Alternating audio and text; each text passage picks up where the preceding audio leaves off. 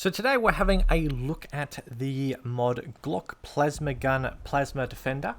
Now I've had a quick sort of look at this. So there are a handful of more or less unique barrels, which are pretty much...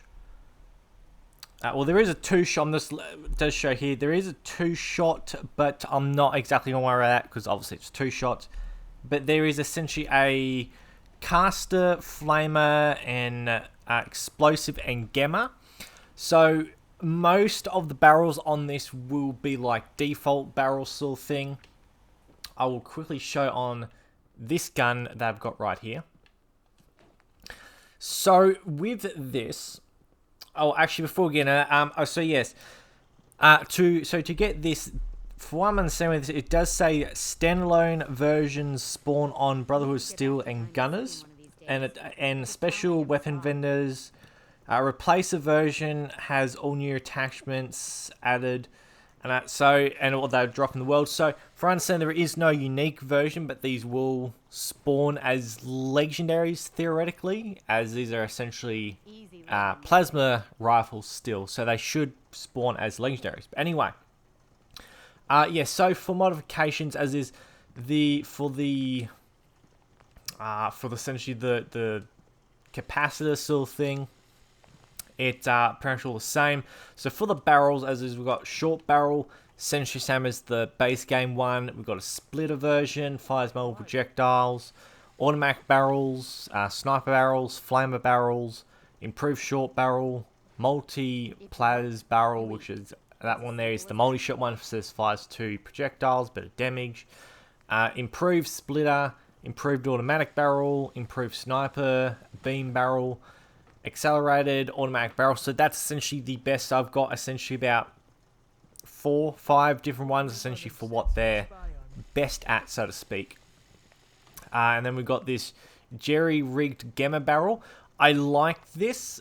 I'm quite sure that's the highest leveled one, or like in terms of sniper stuff. I'll have a look at that soon, as we'll go through all of them.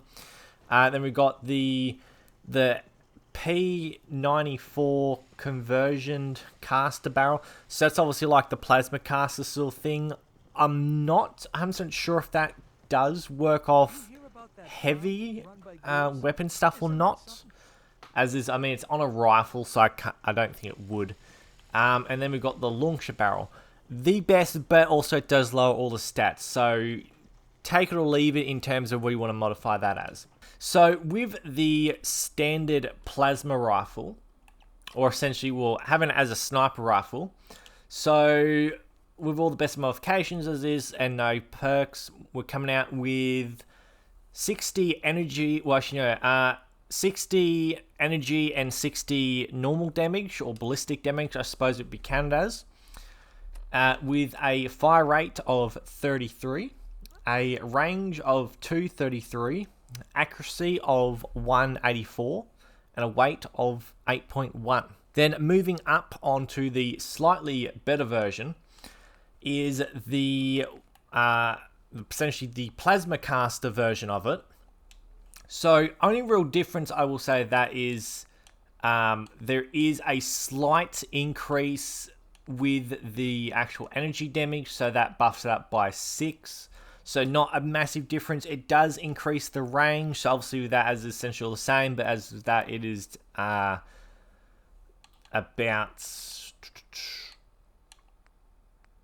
Well, yeah, actually, yes. So yeah, with the caster, you've a barrel sort of thing. You essentially get increased range and a slight increase on the actual energy damage. It does show that should be more ballistic damage, but it doesn't actually seem to show.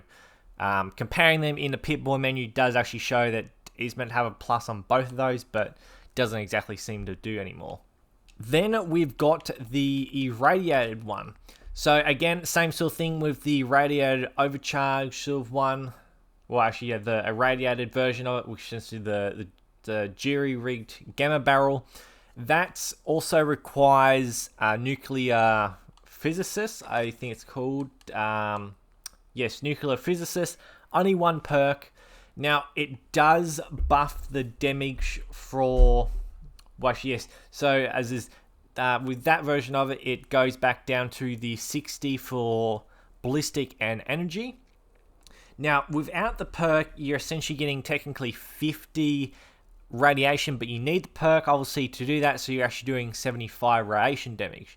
Everything else in the stats are essentially the exact same. And then we've got the last, sort of more or less, but not least, is the launcher barrel sort of thing. So obviously that lowers, essentially increases damage, but lowers the fire rate actually and all that stuff. So for that, it comes in with 186 for both ballistic and energy, a fire rate of 20, range of 11, accuracy of 143, and a weight of 57. Oh wait, no, 77.5, I mean. So I'll just quickly show off these variants of these over here. So this is the launcher barrel sort of one. Now, as you're about to see, this thing goes far. Like, that goes really far. But if we look through this, so you can hit from a distance. So, yeah, it sort of depends on what you want to go for. I mean, I do like the launcher barrel sort of thing. Just note, seeing these all do take the plasma rounds, but they can be converted into energy fusion core ones. So all it does is lowers the ammo capacity by just a tad. So like, I think it was about 2 for at least the snipers and whatnot. So that's that. But you can put these on settlers, so prepare for mayhem. So as is, that is the launcher. For the irradiated version, doesn't really change anything, unfortunately. I was kind of expecting some type of radiation glow type of thing, but it's not too bad. Then we obviously got the automatic, very nice, as is pretty much the exact same as the normal plasma, but as is very nice stuff. Then we've got the plasma caster, same sort of thing, not much of a difference. Sniper, the sniper actually does like a laser sort of thing, so I do like that. And then we got the automatic pistol. Bit junky. I'm not a G junkie, but bit. I don't know. It'd work better in power armor. That's essentially what I'm trying to say. Is the pistol would work a lot better in power armor because it's actually too big, but it is big. It's like the.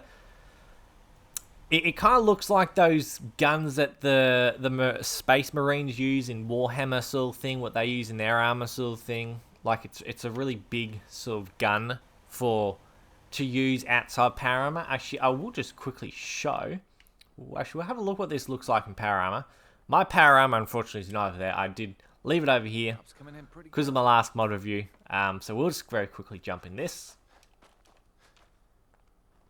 Oh, better put that in. And I'll be able to show exactly what I'm talking about.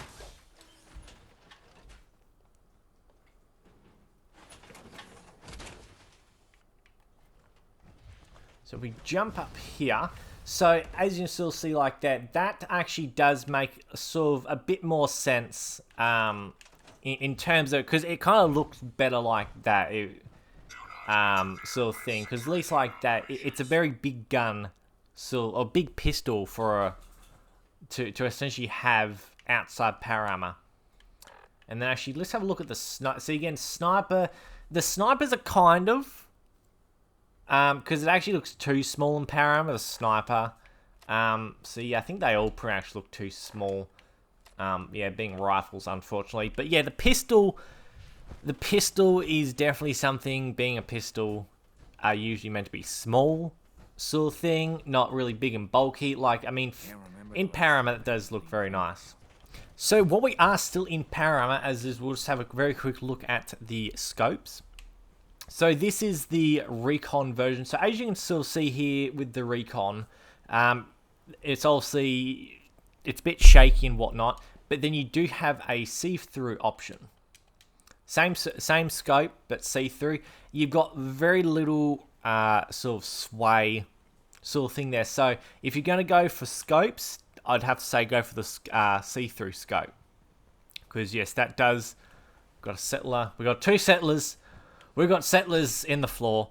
But yeah, so the see-through scope definitely does give you a lot better sort of view sort of thing than the normal recon scope. Again, choose what you want, but that's my personal pick, is essentially the recon one. Especially because of that reason of, like, when you're like that, like, there is practically no sway. And obviously here there's a lot of sway, and it is kind of harder to see things, I personally think. Maybe at nighttime recon ones, but as is, it all depends. Actually, as well, just seeing that, it kind of does look a bit weird, the finger for that gun. Pistol again, not so much, but yeah. Actually, as well, that's massive recoil. Amazing. As is, I think that is everything to go over. As this bit, again, bit different to how I normally do it. I kind of do change how I do my mod reviews, how and what I go through sort of thing. The progress, not progress, but yeah, essentially what I look at first. Normally, I sort of change, but I know it literally depends on the weapon and whatnot. Because I mean, again, like, this is a really cool gun. And that, like, obviously, yes, I could have looked at and shown every single sort of barrel attachment, but there is no use for that reason of the only unique ones, obviously, those. And also, as you probably would have noticed here, these do work with the paint. So I have obviously have the Minutemen paint on, but this is obviously the standard version sort of thing out, no paint, because I'm quite sure it does use vanilla assets. So that's also a really cool thing, is mods that do stuff like that, where they do add the sort of, they're using vanilla assets and allow you to use paints and whatnot. So those are mods I do quite enjoy for that reason of, it's something that works in the game. Again, lore friendly sort of thing. This is another type of gun it would work well sort of thing in the base game sort of thing, because it does look like obviously something you could find. Now, as is kind of a shame we don't have any uniques. It's always great when we have uniques and stuff, but as is still great gun, as is multiple attachments. I do also like the launcher, because besides the Fat Man, we don't really have launchers in this game, so that's very rude, settler. But yes, that is a massive shame, and that, because again, plasma stuff, I kind of do imagine we could make those into sort of exploding projectiles. Anyway, as is, I hope everyone has enjoyed, and I shall see everybody next time.